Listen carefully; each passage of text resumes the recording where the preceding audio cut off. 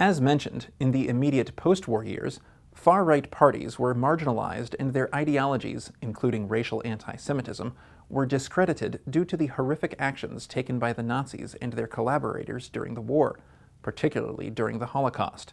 These ideas remained in the fringes of society, having close to no effect on the mainstream political sphere, though they did continue to develop.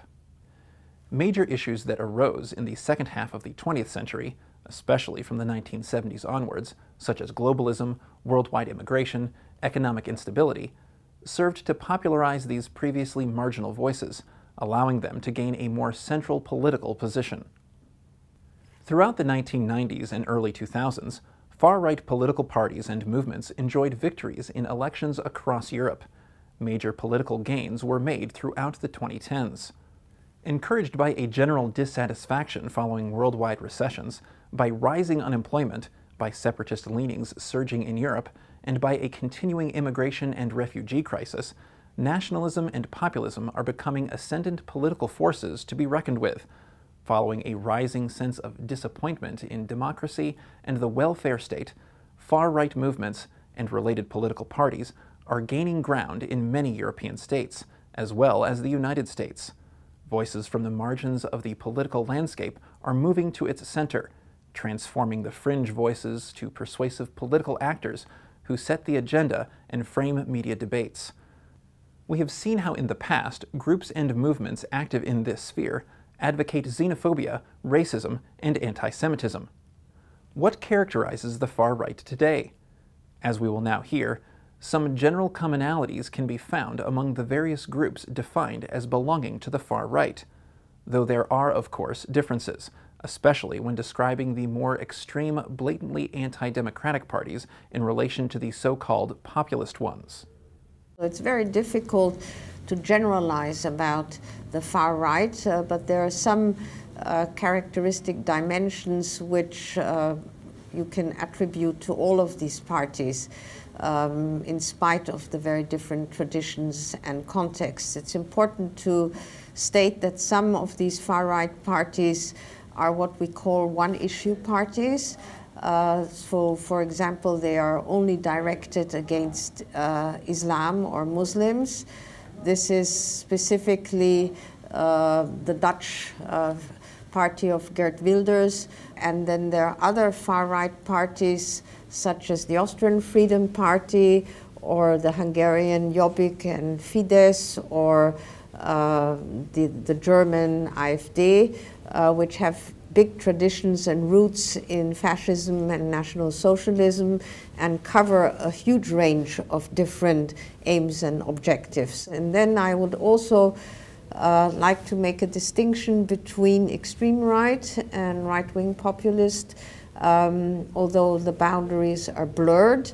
But extreme right parties endorse violence, going towards fascism.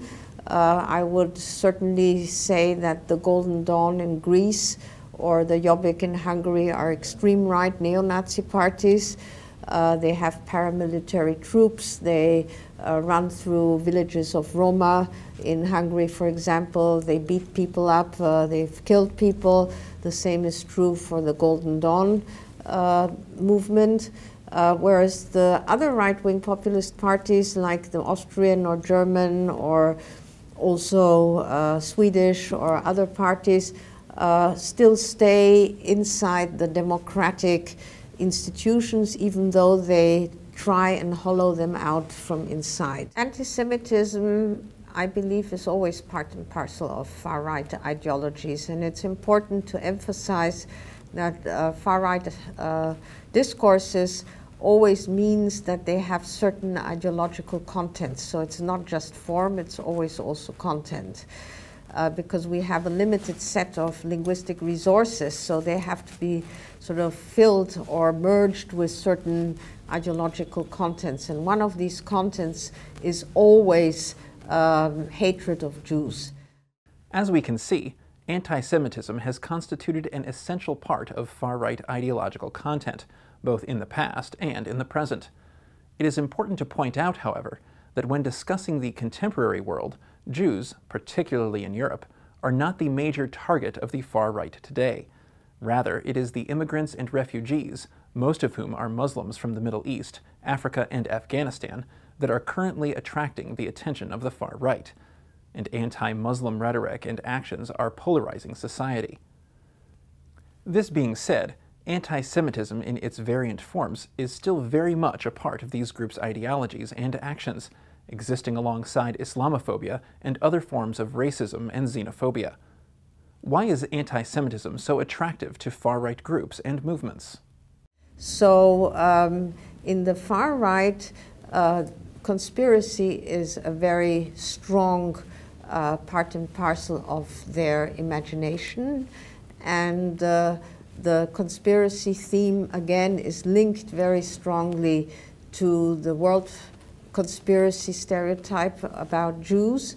So that is has always been part of the far right and still is part of the right-wing populist ideology.